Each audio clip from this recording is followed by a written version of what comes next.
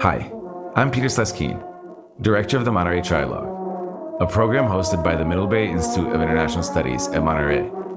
Since the middle of the 20th century, relations among the United States, Russia, and China have had an enormous impact on each country separately and on the world as a whole. The purpose of the Monterey Trialogue is to better understand this extraordinarily complex and consequential relationship by directly engaging with experts from all three countries. Hi all. Quick clarification before we get to today's episode. We recorded this conversation in person in Beijing. So when I say here, I'm referring to China, not the US. All right, on with the episode. Our guest today is ZHAO Hai, Director of the International Politics Program in the National Institute for Global Strategy at the Chinese Academy of Social Sciences. Welcome to the podcast. Thank you for having me. Your given name is Hai, which means ocean. Mm-hmm. Your grandfather and your father both served in the Navy. Can you tell us a little bit about the two of them? Yeah, okay. My grandfather was a revolutionary. He joined the so-called Red Army during the anti-Japanese war, and he led a small guerrilla group fighting the Japanese in the Shandong area. And after that, because he had some education equivalent to today's like high school education, in the early days of the People's Republic, he was needed in the Navy, which was considered a high-end military and need educated people to help to construct a new Navy. So he was transferred from the Army to the Navy and stayed in Qingdao for a while to build the base for the Northern Fleet. And then he was transferred to the headquarters and ended up with Deputy Chief of Staff of the Navy. After that, my father also joined the Navy during the Cultural Revolution, actually. He actually studied at the Peking University in history. But during that time, he has no use for his historian learning, so he was forced to join the Navy. But he loved the Navy, and he was in the first missile-guided destroyer and acted as a missile controller. After that, he transferred back to do more research study and ended up as a chief strategist at the Navy Academic Research Institute. So my family, as you can see, have this legacy of help to build the modern Chinese Navy. Also, currently, I have my cousin also in the submarine academy. I have the whole family actually serving the military. But my ground is quite different. I follow my father to study history, but I then go to the United States to continue deepening my learning and then come back to China to join the think tank. What was the Soviet influence on your grandfather's professional career, both positive and negative? Were the Soviets present in Qingdao as instructors, technical or strategic? Well, as you know, in the 1950s, the Russians helped in many areas to help Chinese industry and build modern military, and they were deeply involved in the early days of the construction of the new Navy. So there were Russian engineers and consultants present in Qingdao. And during that time, they had very close relations with my grandfather. I don't know the detail at that time. I wasn't born yet, but I saw family pictures and my grandfather was sitting with those Russian advisors. Did the Sino-Soviet split leave a psychological mark? What was his attitude towards the Soviets when you remember him? He never talked about the Russians. I think he is a very orthodoxy sort of Chinese communist. So he followed the party line and followed the government's directions. In the early days, he was instructed to cooperate with the Russians. He did that. And then in the later days, because of the ideological breakup, he also followed the orders. From my father's memory, he said in the early days, they had parties with the Soviets. They had very good conversations. But from time to time, they also complain about this chauvinism from the Soviets. The Chinese call them at the time big brothers. So sometimes they were condescending, sometimes showing that they were trying to direct Chinese to do this and that. And it's hurting Chinese pride from time to time. But overall, I think back then, the Soviets sent their elite to China and they were having really good working relationship and they impressed the Chinese as very professional, as Chinese loving. And also they believe they're all true communists who has this internationalist sentiment, and they were not reserving anything in terms of helping China. Later on, they all believe it's because of the politics that stand in the way of having a better and warmer people-to-people relations. When I was little, I looked at the bookshelf. It's all Russian literature. The whole 1940s and 50s generation, they were grown up in this environment, and they were very familiar with the Russian songs, Russian literature, Russian movies, everything Russian. And also, my father studied Russian when he was in college. So that's why, I speak English and he spoke Russian. So we read a very different kind of literature and grow up with very different academic background. Interesting. So your father taught at the Naval Academy, you said. He was in the Naval Academic Research Institute. It's also a think tank for the Navy. What sort of materials did they use? My father transferred to his position in the late 1980s and early 1990s. So by then, most of the research materials are English. I mean, my father still do a lot of research in terms of World War II, Soviet strategy. And also later on, 1960s and 70s, a lot of the Soviet so-called expansion, the war in Afghanistan and other areas in what they're doing in the Middle East, in Africa. But mostly in terms of more advanced technology and the future of the naval development, they were looking at the United States. And back then, if you remember, most of the Chinese military leaders have already traveled to the United States, and there's been military cooperations between China and the U.S. in the 1980s. So more and more materials are coming from the U.S. Right. So your father's Russian language abilities were good for reading great literature, but not fantastically useful for his professional career. But then Exactly. you learned great English, went off to the University of Chicago, right? Yeah. And what did you study and whom did you study with? I first went to the China-U.S. Research Center. It's called China-U.S. Cultural Center at Nanjing University. It's a cooperative organization between Nanjing University and Johns Hopkins University. When was that? That was 2000 to 2001. It's the master program. And then after that, I decided to look further because I think I need to learn more. And back then, I think many Chinese students wants to go to the United States to get their master's or PhD. So I applied and got a number of offers, and I believe that University of Chicago is my dream school. So finally, I ended up there, and I also have a wonderful academic advisor, Bruce Cummings. Bruce Cummings is both an expert on the Korean Peninsula and also an expert on East Asia political economy. So I'm not an expert on the Korean Peninsula affairs, but I followed him in terms of East Asia political economy. I was an undergrad in the University of Chicago, I think, because you were finishing your PhD. So some of these names are familiar. I certainly knew about Bruce Cummings. I read his books, but didn't take his classes. So when you were finishing your PhD, did you ever consider staying in the U.S. and finding an academic or some other kind of job there? Or did you already know that you were coming back? No, at the time, it's not been decided. I had some wishes to stay in the United States because some of my classmates already stayed in the United States and teaching in various universities. So I was thinking about staying, but then I'm always interested in think tank jobs. So I spent a year actually in DC for internship and trying to go to different think tanks and find a position for myself. But later on, I believe there's a sort of a glass ceiling or a barrier for a Chinese like me to work in American think tank, because ultimately I realized think tanks are serving national interest and they have a clear ideological difference. So finally, I decided if I want to pursue my dream, I'd better come back to China. But back then, particularly like 10, 15 years ago, in China, there wasn't a Western-style think tank. There was sort of government organizations that are advising the government, just like the Chinese Academy of Social Sciences.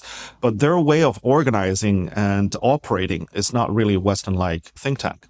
But ultimately, I think in 2014 and 15, President Xi calling for a more modernized form of think tank. So finally, I decided, I think in 2015, to come back and find my own position here. And so you were at Tsinghua for a couple of years and then moved on to the Chinese Academy of Social Sciences, otherwise known as CAS. Right. I returned, but back then I'm not very familiar with the Chinese system. So I first came to Tsinghua. There's a think tank affiliated with Tsinghua called National Strategy Institute. I was a senior researcher there. But then after 2 years, I think Chinese Academy of Social Sciences has closer relationship with the government.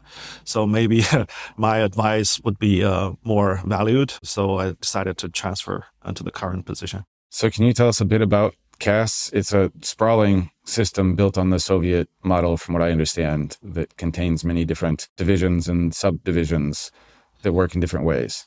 Right. The current Chinese Academy of Social Sciences is very unique. On the one hand, as you said, it's born out of the Soviet tradition. It was part of the Chinese Academy of Science. And then later on, it split and it became independent. And right now, as you said, the Chinese Academy of Social Sciences has 40-some institutes. In the international studies area, we have 8 institutes, mostly divided by geography.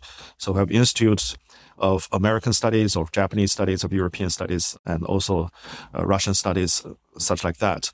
But my choice was ultimately the Institute of World Economic and Political Studies, because I'm always interested in political economy, and I always wanted to have a more broader strategic perspective instead of focusing on one country or one area. Because I think, as a system, particularly after the globalization era, we have to view the world from a holistic view instead of just looking at one country or one area. How much of the work of CAS, or of your institute in particular, is directed at the public, and how much at the government? Well, it's hard to say, because the Chinese Academy of Social Sciences is a dual mission. So on the one hand is the highest institute to lead Chinese research on social sciences. So it covers most of the disciplines in social sciences, directly facing the academic circle, directly and indirectly facing the media and then the public. So a lot of the work are public and academic. Many experts in the Chinese Academy of Social Sciences, particularly in the economic area, has influence in the society. So when they speak publicly, their voice and their opinions, their ideas have quite a big influence in the Chinese society. But at the same time, the second mission of the Chinese Academy of Social Sciences is to advise the State Council, which is a direct leader of CAS. In many areas, we provide expertise reports to the State Council and try to provide our individual or group research products to the government and try to advise government to make better choices, optimal choices. And also we divide our reports into 2 sets of directions. One is called vertical. So we submit our reports to the higher leadership, and the other type we call horizontal. We can provide expertise to other ministries, like Ministry of Commerce, Ministry of Foreign Affairs, or Ministry of Finance. So when they need our advice or opinions on certain subjects, they also send inquiries to us. But why wouldn't ministries also be vertical? I imagine that ministries are as high as it gets. Because CAS is a ministry level organization. So other ministry is horizontal. Okay. And the State Council is vertical. You came back to China in 2015, is that correct? But at the end of 2015, yeah. So you leave the United States, you come here, and Trump enters the stage. What did you make of him? What did you tell people here about what was happening there? Most of my years in the United States are Obama years. So my view of the United States is mostly the Obama year America, particularly 2008, when Obama was running for the highest office in the United States. I was in Chicago and also as a teaching assistant of class. I still remember this very inspiring candidate in the United States. And actually, some students quitting class to join his campaigns. I was also excited and finding Obama's ideas are very inspiring. And also, interestingly, my little humble apartment is only a couple of hundred feet away from Obama's house. I still remember one time my car was missing when I parked along the streets. And then I called, I thought my car was stolen, but actually it's because Obama coming back to his home for security reasons, they removed all the cars from the streets. Anyways, so when Trump came out, I was first surprised that he was in American politics for quite some years, but most of people don't treat him like he's going to be an obvious candidate or even eventually won the White House. So I really didn't pay much attention to him personally. But on the other hand, Trumpism or populism's rising is not surprising because I really love traveling within the United States. I spend a lot of time traveling back and forth between Chicago and New York. So I go through those countryside in Indiana, Michigan, Ohio, and Pennsylvania. So I saw firsthand how this kind of industrial decaying is happening in the United States, the so-called Rusty Belt. Actually, my PhD dissertation writing about China's Northeast had a very similar phenomena in the late 1990s. So when I compare these two regions, I realized something is going to happen. What happened to China is that over 20 million workers are laid off and then had a great transformation of the region. So far, the region hasn't fully recovered yet. The United States has the same problem, but has no obvious solution. America, as a democratic society, needs to have a response to that problem. And I think in many ways, Trumpism or this white populism is the response to that decay.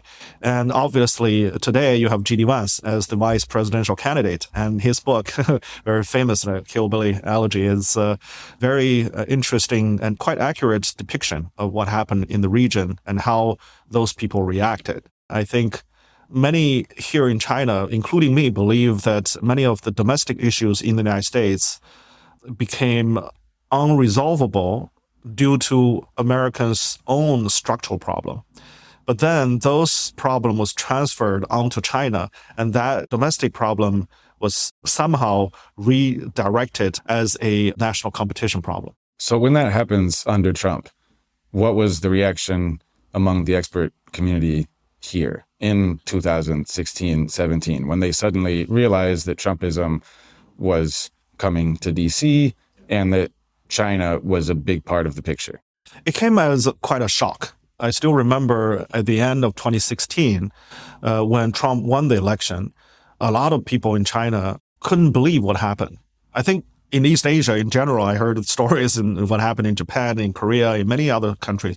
People back then firmly believed that Hillary Clinton would win that election. But then, of course, it's Trump. And then I think we're disoriented. Nobody knows exactly what he's going to do. Everybody is going back to read his book, like Art of the Deal, and trying to figure out who is this guy and what his policy could be. And then very quickly, you can see that 2017 moves very fast. You can see the change of right after the Mar-a-Lago meeting in April, the United States has already started in secret the 301 investigation. And then by the end of the year, already a new national security strategy came out. So the whole China-U.S. relations was turned upside down in a very short period of time.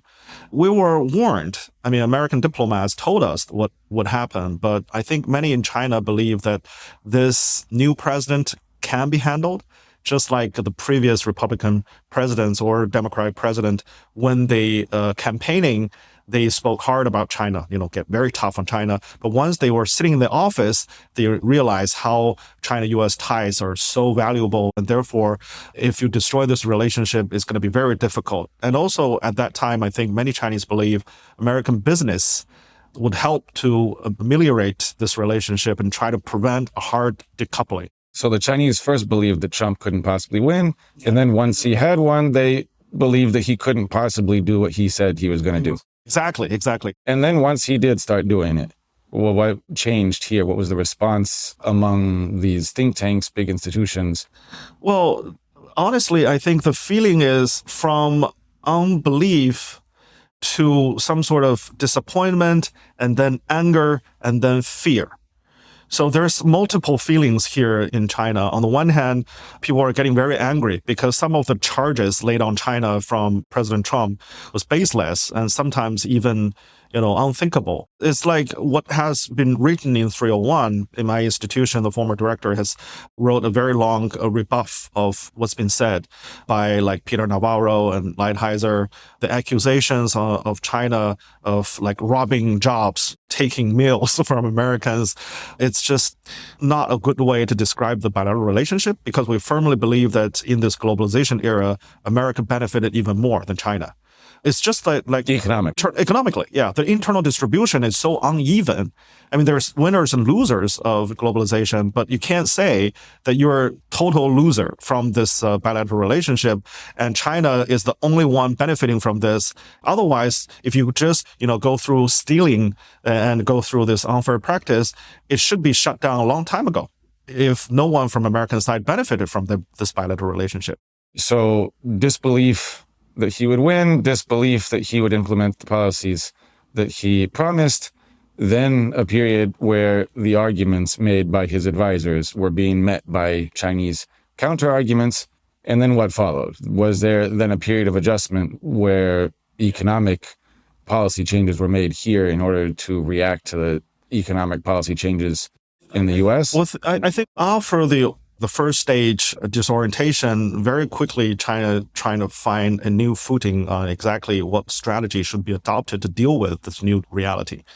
And back then, I think there are a number of different ideas of how to deal with the U.S. One is that we need to follow the old institutions and mechanisms, go to WTO and address these issues to the global international community and try to exert pressure on the United States for its unilateral action. But then people realized that it's a new day. Americans, particularly, people like Lighthizer and Peter Navarro, they don't care about WTO. They only care about how to achieve what they believe is U.S. national interest. So in order to counter that, more people thinking that it's better to find our own leverage to counter American assault on the bilateral economic relationship. But then in terms of exactly how to use that economic tool to try to force the United States to come back to negotiation, people have different ideas based on different understanding of American politics. Some people believe that we need to step back and have a calm negotiation with the United States to achieve a new rebalancing. But some believe that because this Trumpism based on, populism is so fixated on maximum pressure, we need to also exert maximum pressure back to force the other side to realize that you can't have a unilateral strategy against China. And wolf warrior diplomacy, so-called, is evidence of that second approach. Yeah, I think in a way that this very nationalistic sentiment and this idea that we can't be bullied by this bully won the day, and China very forcefully fought back. But I think the two ideas are going in parallel. On the one hand, we have a very obvious reciprocal fight with the United States, but at the same time, we kept the channel open. So you can see that through 2018, 19 until early the first month of 2020, the negotiation kept going. And President Xi never refused to find any opportunity to talk with President Trump and try to find a common solution. So they met in all those possible arenas of G20 in Argentina, in Osaka, in Japan. I think finally they settled down and reached a very interesting deal, phase one deal. And that is very important, even though we may not meet all the requirements, but it's going to, at certain stage, stabilize the China-U.S. relationship. And moving forward, probably we will have a phase two deal. Was there a sense that Biden's election was a good thing because it would bring the relationship back to a previous better period, or that this was an interruption in what had been slow progress? Well, there are two things happen. One is that what happened in 2020, basically after March and April, when the situation of COVID-19 in the United States deteriorated so fast and endangered the whole campaign of Trump getting reelected for his second term. And then, you can see the China hawks came out and basically pushing the Trump administration towards a new Cold War. So the Pompeo speech at the Nixon Library in, I think, July, August of 2020 is so obvious and so threatening to China. I think back then, China believed that if the Trump administration continues to the next stage, we were bound towards a very serious conflict. And you don't think this would have happened without COVID? You think COVID was the catalyst? I think COVID changed President Trump's mind and make him believe that COVID is China's fault, and COVID is one of the major reasons that he lost the election. Well, he believed he didn't lost the election. Anyways, but then when President Biden came to the campaign and he said something more rational and from China's perspective, making more sense, like he talk about the unreasonable tariff and how tariff is actually a tax on American people. And it sounds like back then that he's going to get rid of the tariff. Of course, China would welcome that position. And actually, there are people in China has quite some hope that if Biden was elected, the situation, that the basic relationship between China and U.S. will somehow move back towards the later years of Obama.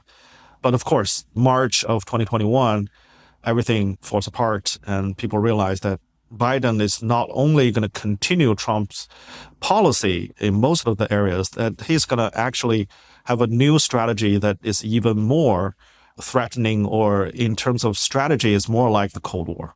So what does that mean? So it's more like the Cold War. So things were on a bad track with Trump toward the end. It looked like it was going to escalate. Biden seemed like he might put the brakes on the deterioration of the relationship, but in fact just put it on a different plane. So in what way was Biden's Cold War different from the one that Trump was heading toward? Well, in Trump's 2017 national security strategy, and if you compare that to the 2022 national security strategy, you can see the strategy towards China is evolving very rapidly. So in the previous version, the United States needs to have some strategy to compete with China, but in terms of exactly what to do, it's not very concrete.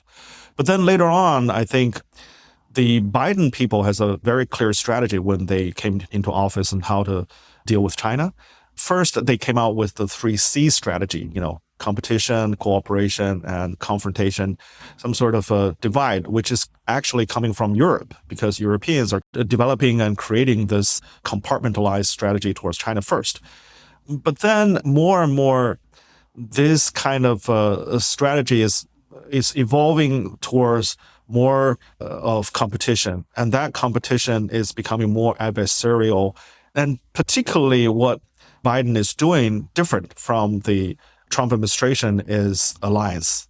They're developing new alliances like AUKUS, and they're also linking this alliance together into a more broad alliance against China.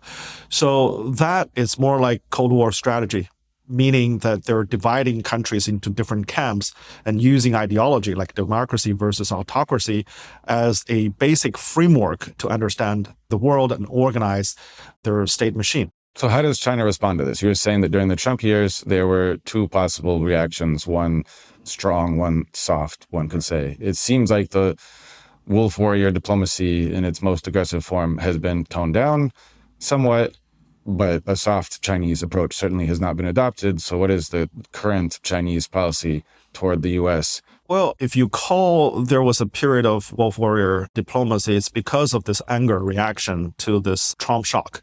But then after a while, I think people are coming down, trying to figure out exactly how to develop a new China-U.S. relationship for this new era.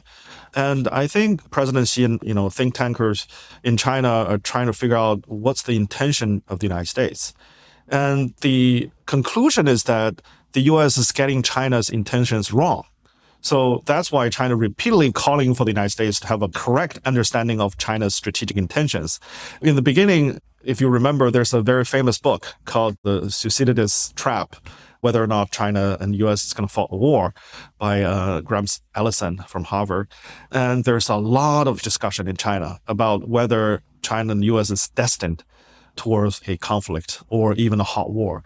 I think even though many IR scholars in China believe there's a possibility, but most of them refuse to accept the fatalistic idea that China and U.S. is bound to have a conflict. So many of us are trying to do one thing and one thing only, which is trying to design a new way of dealing with this bilateral relationship so that we won't fall into the trap of war. But what can China do on its own? So obviously, China would hope to change perceptions in Washington. But assuming that that is a hopeless endeavor or one that is not bound to succeed, what can China do without influencing Washington? I think ultimately we ended up with strategy so-called self-improvement. So if you look at current China's state document and also many of current China policy, it's all about how to self-improve. There are separate parts of the strategy. One part dealing with the U.S. suppression in terms of technology. So without U.S. supplying the most advanced technology, China has to develop its own innovative ability and also trying to create its own technology to try to fill the void. On the other hand, in terms of trade and tariff, China would have to accept that reality and transfer some of the supply chain outside of China to circumvent the tariff. But at the same time, China is trying very hard to open up new markets in the developing world and also trying to improve its relations with the European Union. In particular, that's why before the disruption, China actually reached agreement with the EU of bilateral investment agreement. By disruption, you mean war in Ukraine? No, actually, that was interrupted before Ukraine. Well, the real reason I don't know, but it was started by mutually sanctioning each other. The Europeans sanctioned China on the issue of Xinjiang, and then China sanctioned back, and then that sort of tanked the whole deal. And then came the Russian-Ukraine conflict, and then after that, the deal was never mentioned. So let's turn to Russia. Much has been made of the no limits partnership. We don't have to focus on the phrase. Too much has been made of it already. But what was the perspective on the China-Russia relationship in Beijing before the war in Ukraine? What was the significance of Russia to China's position in the world?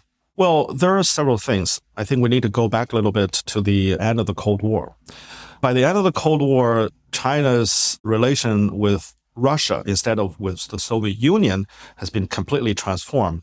So China is trying to find a new footing for the bilateral relationship. And the new footing is, of course, trade and good economic relationship and good neighborhood. I think China used about 10 to 20 years to fix the relationship and also to reach a treaty with Russia to basically draw the line between the two countries. Because there had been all sorts of border issues, border clashes. So all of those disputes were formally resolved. Because historically, that's a huge headache. Imperial Russia, expanded eastward and actually took a huge chunk of land from the Qing dynasty. And then later on, there's a lot of unresolved issues, and that happened, reoccurring in the 1960s, both in the northeast area, but also in the Xinjiang area. Because Mongolia was pushed towards independence in the 1920s, that becomes a problem as well. So historically, from the 19th century, China has, facing the threat from the north. Deng Xiaoping's idea of getting closer to the United States against the Soviet Union is also because of this real or imagined threat from the north. So resolving that issue, making sure that China's northern and western border is secure, is essential to China's national security. And that got resolved gradually in the 2000s. I think China had a treaty with Russia and with all the Central Asia countries. So except only a number of small places, China basically resolved all the border disputes with the land countries, except India. In many ways, that becomes the foundation of the good relationship. And then in the 2000s, there's growing border trading. If you travel to the border towns in Northeast China, you can see that there's still a lot of trading spots where Russians across the border to trade and Chinese going there. And because of the legacy of the Cold War, the Russians still lack a lot of manufacturing goods, clothing, furniture, all kinds of things. So they purchase from China. And then China, of course, needs Russian oil, natural gas, and more materials from Russia because China's growing in economic development. So I think in the past 20 years, China and Russia is actually mutually needed each other. From people to people, from economic perspective and political mutual trust, it's naturally growing. But I think something happened in, let's say, 2008. When the US has a financial crisis, Russia is also having a geopolitical crisis. So 2008, 2014, when Russia's geopolitical situation deteriorated, Russia started having this eastward policy and trying to get closer to China. And by Russia's geopolitical situation deteriorating, you're referring to the war in Georgia and the beginning of the Ukraine conflict. And the Ukraine conflict, yeah. And then at the same time, China's facing more and more U.S. pressure. Actually, before Trump, you have this pivot to Asia policy from the Obama's administration, particularly the second term. And then with the growing pressure on both sides, China and Russia, I think these two countries found a mutual interest of resisting the U.S. pressure, and that gives them a very strong incentive to increase their coordination and cooperation. The Ukraine war obviously changes matters. So what was your reaction in February 2022 when Russian troops crossed the Ukrainian border? Personally, I think it's madness, truth to be told. And many of my colleagues also believe that this is not a rational move. From any point of view, that trying to find a military solution on the Ukraine issue is not the right way to go. And China, historically, against any use of military force to resolve international political disputes. And of course, this is against the United Nations Charter. It's not Russia that broke this first. It's the United States. When the United States invaded Iraq without UN authorization, is the first one breaking the international law. But then Russia following the suit is also, China cannot support that sort of action. That's number one. And number two, if you want to use the military solution, you use it right. But the Russians are using very limited number of troops, believing that they can achieve a very quick victory within days or weeks. So once they were repelled very quickly, things are quickly falling apart, and that reinforced our idea that this is a wrong move. However, on the other hand, many in China believe, if you look back to 2014, the Ukrainians are not blameless, let's say. They are the victim, but they're not blameless. They have policy problems, policy fallacies, and their relationship with Russia has not been, handled properly in a way. So on the one hand, we do not agree with Russians launching this attack. I mean, even if you can say the Russians didn't launch this during the Winter Olympics, but still, very quickly after Winter Olympics is still, from China's perspective, an appropriate move. And particularly after China and the Russians signed this joint declaration. So that's our first reaction. The other thing is that we all know Russia's military expenditure every year, and Russia's total reserve and Russia's military capability. And China has been exercising with Russia over the years. So we know the basic capability of Russian military, what they can achieve, right? So once Russia launched this, first, we don't know exactly what is their strategic target. Like, if they're trying to annex the whole Ukraine, it's impossible. So if they want to overthrow the regime in Kiev, they couldn't achieve that. If they want to push forward the border of Donbass, there's not enough troops to achieve that. So we got confused from the very early days about what they want to do and how can they achieve that with the current financial and military capability. So overall, we're thinking that this is irrational, unsustainable, and very confusing from the early months of this invasion. So after Russia's original plan met with clear failure, and the war then, after a year or so, transformed into what it has become. After the shock of the sanctions and sort of a new stabilization, what does China make of those two dimensions of the conflict? How are they studied? They must be studied very closely, both what is happening in the battlefield. This is the first major war in a long time, and this is a massive application of sanctions to a major economy. First, this linked back to China on a number of things. First is the negotiation. I think March, just 1 month after the initial military operation, we had hopes that the two countries can reach agreement and have a settlement. This is in Istanbul. This is in Istanbul. But then it failed. And later on, there's leak talking about how Boris Johnson disrupted and collapsed the whole negotiation and pushed Zelensky to continue fighting. And then when the war continued, some in China believe that this is an overall strategy. This is no longer about Ukraine. This is about weakening Russia and ultimately deprive China of a strategic partner. So that linked back to China, number one. Number two is that very quickly in Western media, there's a linkage between Ukraine and Taiwan. And that immediately becomes China problem. That gives a lot of pressure on China to sort of abandon Russia, to disconnect with Russia and joining the sanction regime from the West, or China itself can face sanction. And then there's this talk about if there's a war, like across Taiwan Strait, how the Western companies can withdraw from China and how Western government can sanction China. So there's a lot of talk that even though this is a regional war that has nothing to do with China, it is all of a sudden coming back around, is all about China. So you're saying among the experts here, there was a real fear that China would become embroiled in the Ukrainian conflict would experience some blowback and that it might actually be good to distance a bit from Russia in order to avoid any linkage to Taiwan, any sort of sanctions? Well, there's a lot of discussion about how much pressure this could become. And also there's discussion of what position China should take under the circumstances. But I think when the war deepens and also gradually escalates, China's first reaction is saying that this war is hurting everybody and we should stop the war. China's natural reaction is to advocate for peace because both sides, I talked about this before, is that Russia is our strategic partner and then EU and European countries is our top customer. So China cannot make the choice. And it's very difficult.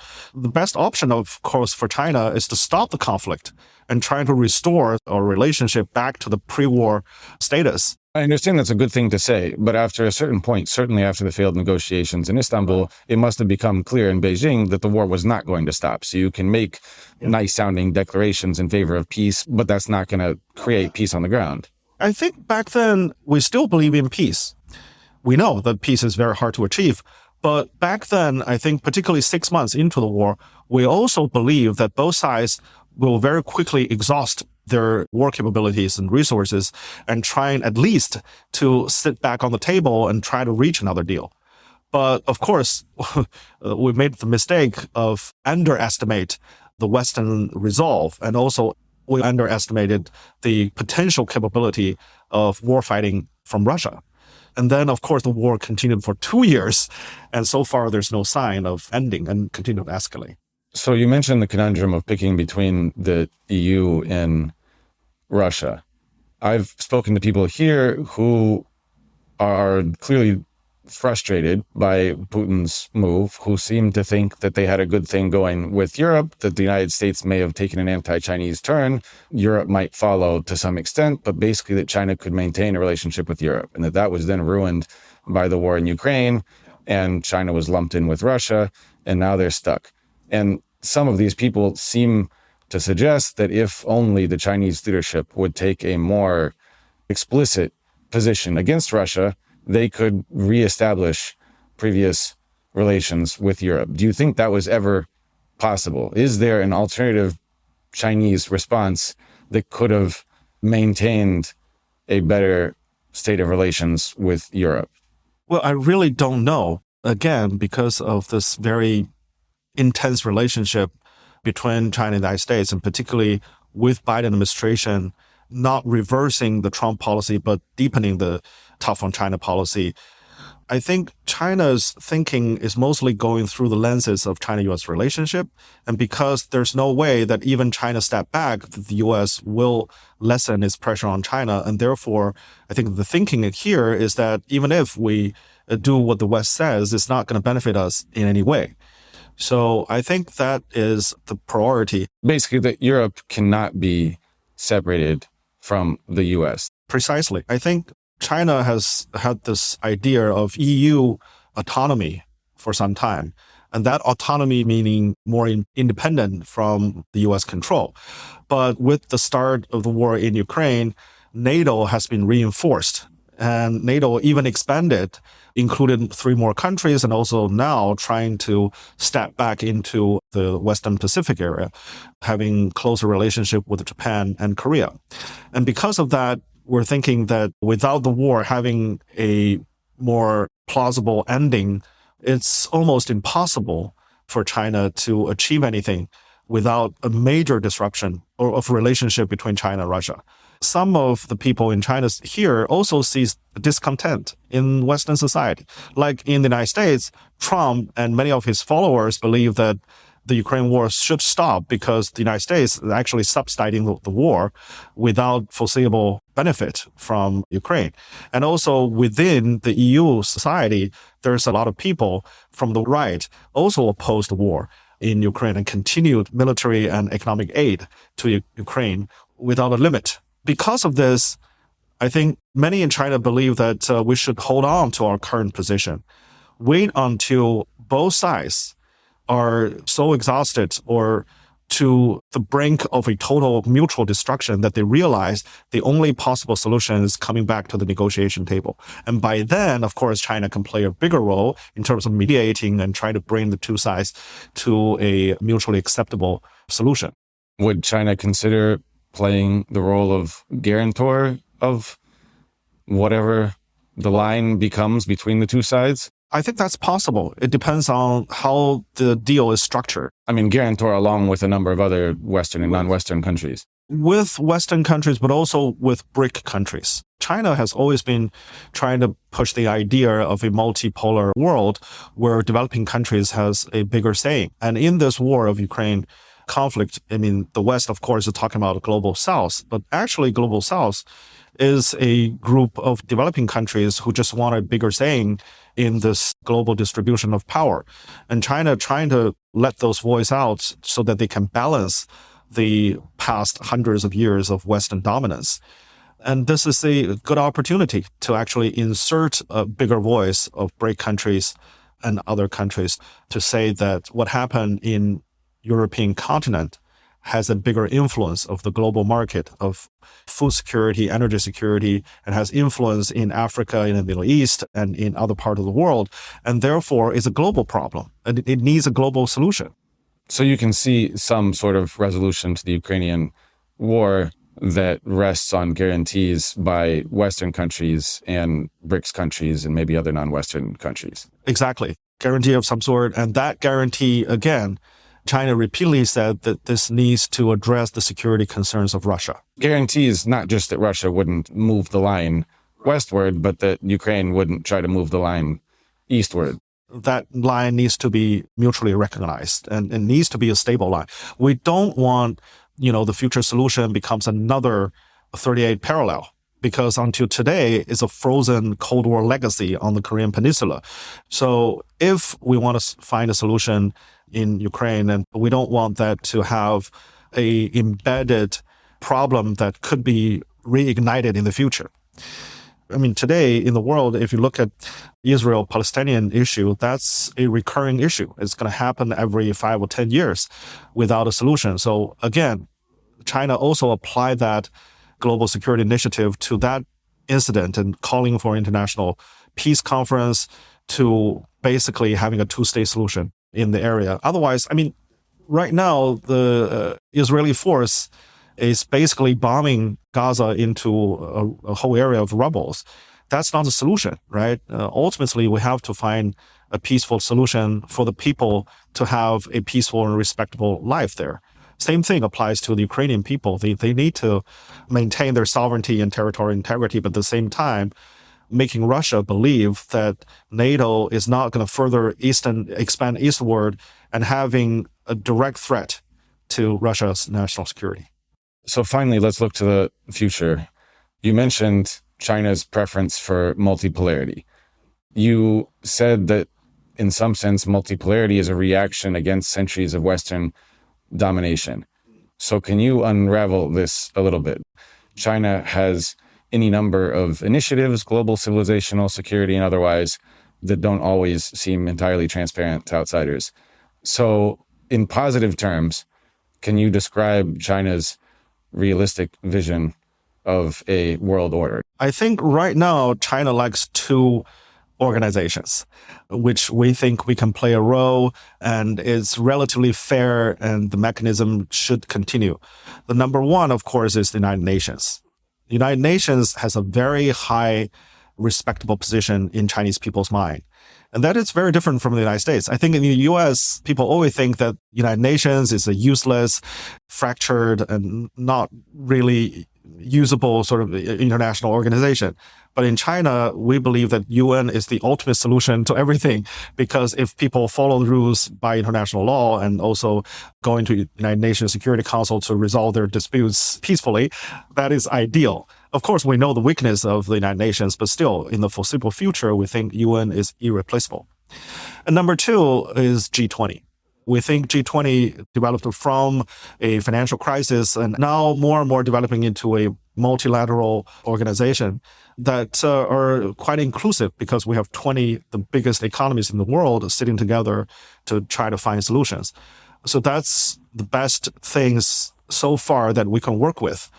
But unfortunately, because of the war in Ukraine, because of Russia has been so isolated and trying even to expel from the United Nations Security Council or G20, it's getting more and more difficult to protect and to continue to build on that existing institution.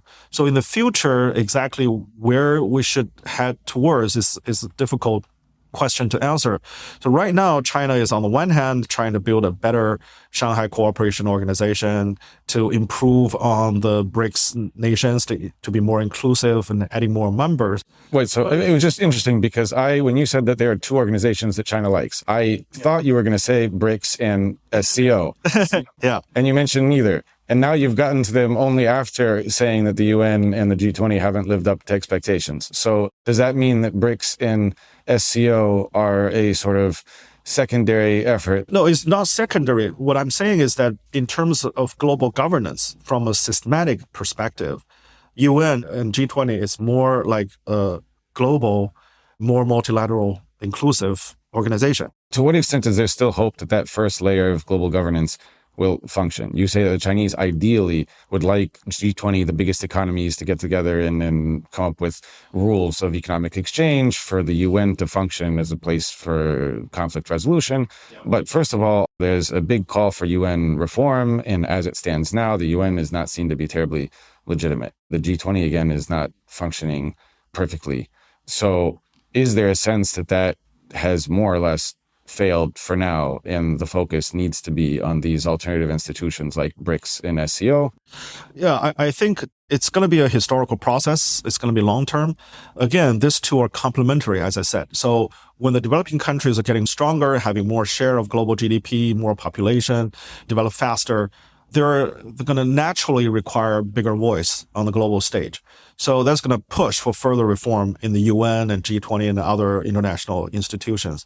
So again, this is the bottom-up process where you have a change of balance of power on the global stage, and then gradually the upper infrastructure is going to change accordingly.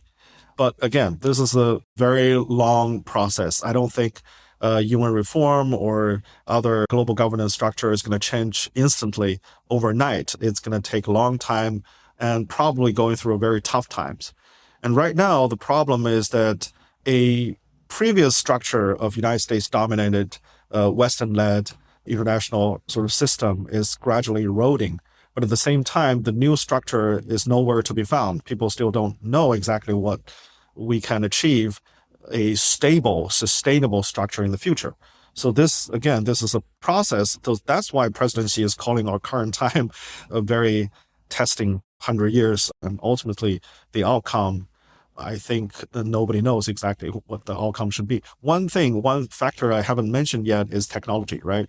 Other than our geopolitical competition, other than all those things that are happening in the world, the undercurrent is that artificial intelligence and all this new technology, new materials are emerging.